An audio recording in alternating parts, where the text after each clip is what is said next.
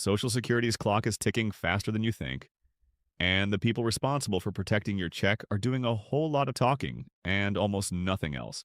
Here's what nobody is breaking down clearly for you.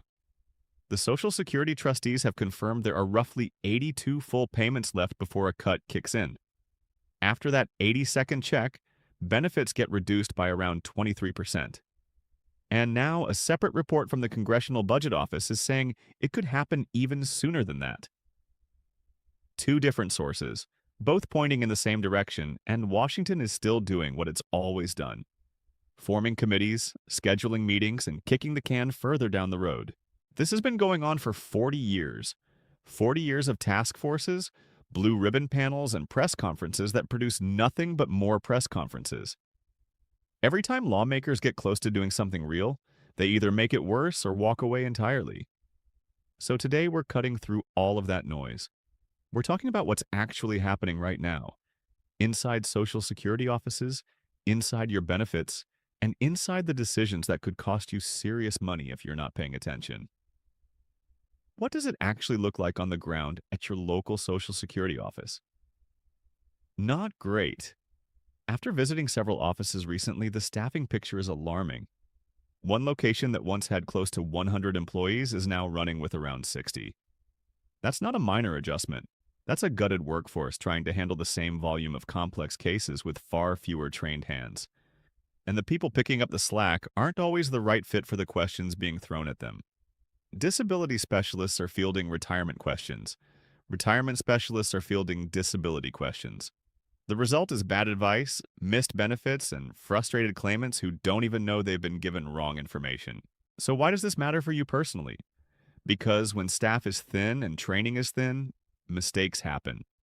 And those mistakes land in your file, not theirs. Let's talk about filing. Social Security is heavily pushing online filing right now. And honestly, filing online can be a solid option. But only if you walk in knowing exactly what you need. The old model had a trained specialist sitting across from you for an hour, walking through your entire record, checking for details you'd never think to ask about. That model is fading fast. Now the system is designed around self-service, which sounds efficient until you realize most people don't know what they don't know. Here's the real danger. If you file online without understanding protective filing dates, you could miss out on benefits that should have started months earlier. If you don't check your earnings record before submitting, you might lock in a lower payment for the rest of your life.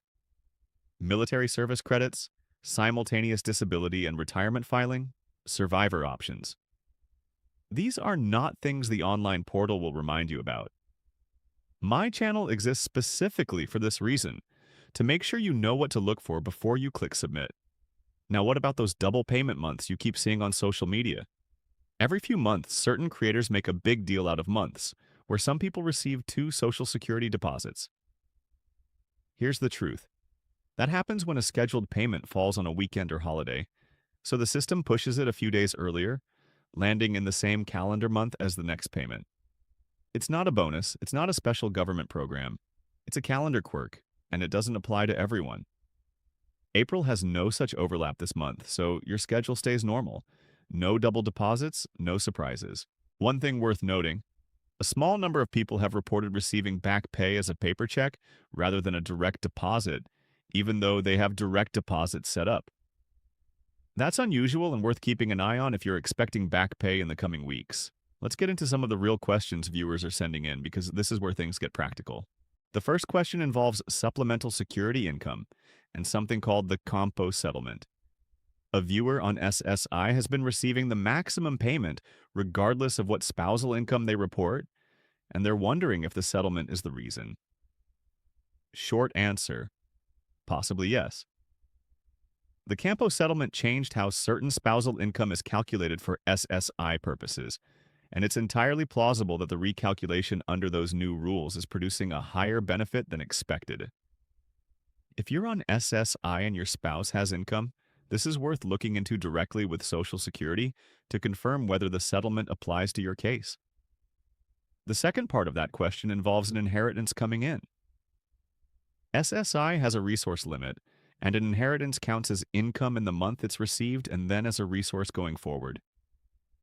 You generally have until the end of the month following the month you receive it to spend it down on allowable things, home improvements, bills, medical expenses, before it affects your eligibility. A special needs trust or similar arrangement can sometimes protect assets, but the rules around those are specific, and you need to confirm with Social Security exactly what type of trust qualifies. Do not assume any trust structure will automatically protect the money without verifying first. Here's a question that comes up constantly and creates real confusion. Can you still collect one type of Social Security benefit while letting another grow?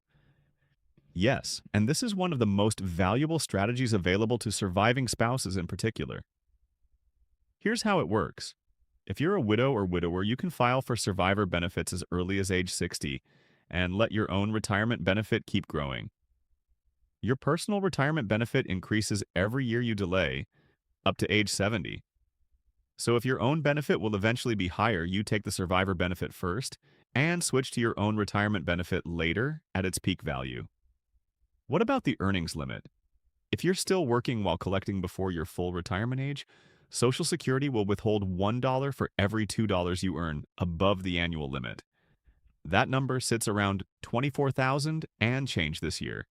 So if your income is significantly above that, you might only see 6 checks in a year, not because of taxation, but because of the earnings withholding formula. Once you hit full retirement age, that limit disappears entirely. There is one thing a Social Security employee told a viewer that needs to be corrected right now. She was told that filing for survivor benefits at age 65 would permanently lock in her benefit and prevent her from switching to her own retirement benefit later. That is not accurate. Your own retirement benefit remains separate from your survivor benefit. As long as you have not filed for your personal retirement record, it continues to grow. Filing for survivor benefits does not freeze or forfeit your future retirement benefit. You can file for one and then switch to the other later. And that flexibility is one of the most important tools surviving spouses have. The confusion around survivor benefits versus spousal benefits is very common and worth clarifying here. The rule eliminating the ability to file for one benefit and switch to another, that applies to spousal benefits where both spouses are living. It does not apply to survivor benefits. If your spouse has passed, you retain the ability to choose which benefit to take first and which to take later. Survivor benefits top out at your full retirement age, which is slightly different from the standard full retirement age. Your own retirement benefit continues growing past full retirement age, all the way to 70. Here's a scenario worth walking through. Say you start collecting survivor benefits and they pay you $1,500 a month. Your own retirement benefit at 70 would be $3,000 a month. Every year you delay switching, that gap grows in your favor. The math often favors waiting, especially if your health and family history suggest a longer retirement ahead. But if you need the income now, collecting survivor benefits while your own benefit grows is still a far better move than filing for everything at once too early. On the topic of continuing disability reviews, Social Security has been ramping these up, reviewing active disability cases to determine whether people still qualify. If you're on disability and you've received a review notice or a denial, do not ignore it and do not panic. There is a formal appeal process with strict deadlines, and missing those deadlines can cost you your benefits permanently. The moment you receive any notice of a denial or a planned review, your clock starts. The first step is always to request reconsideration in writing on time. My channel is developing resources to help people in exactly this situation navigate the process and protect what they've earned. Now, back to the bigger picture. Because the individual benefits questions and the political situation are connected. Right now, there are proposals circulating in Washington to address the Social Security Trust Fund shortfall. Politicians are attaching their names to plans, holding hearings, and making statements. That is not the same as passing legislation. A proposal is not a law, a bill is not a law, a press conference is not a solution. The trust fund does not have a political fix on the horizon yet. That does not mean your benefits disappear. Even a depleted trust fund would still pay out a reduced benefit using ongoing payroll tax revenue. But a 23% cut is not a small number. On a $1,500 monthly check, that's nearly $350 gone every single month. That adds up fast over a retirement that could span 20 or 30 years. So what can you actually do? First, know your full retirement age and your earnings record. Pull your Social Security statement and check it every year for errors. Second, understand your options before you file, not after. Whether you're approaching retirement, dealing with a disability, or navigating survivor benefits, the decisions you make at filing time are hard to reverse. Third, stay informed. The rules change, the staffing changes, the timelines change. My channel covers these updates regularly so you don't have to piece it together from unreliable sources. If you found this useful, do something simple. Hit the like button right now. It helps my channel reach more people who need this information before they make irreversible decisions. Every like puts this content in front of someone who might not even know yet what they're missing. Social Security is not a simple system, and it is not getting simpler. But the more you understand it, the harder it is for errors, bad advice, and political delays to cost you money that is rightfully yours. Stay on top of it. Check your record. Know your options. And keep watching, because the updates are coming and you need to be ready when they do.